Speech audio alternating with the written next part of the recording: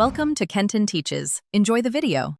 You start by removing all power, unplug the extension board, and confirm 0 voltage with a non-contact tester. Next, you open the housing using the correct screwdriver. Keep screws in a small tray to avoid loss. Once the cover is off, photograph the switch wiring so you know which wire goes where. You should use a switch rated for the same voltage and current, otherwise, heat or failure can occur.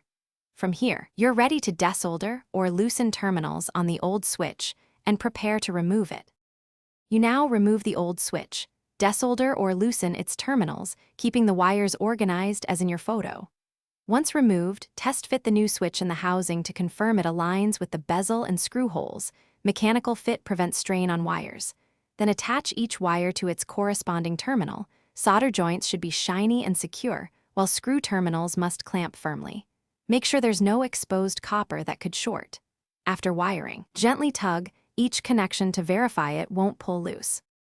You finish by reassembling the housing, tightening screws evenly so the face sits flat and the actuator moves smoothly.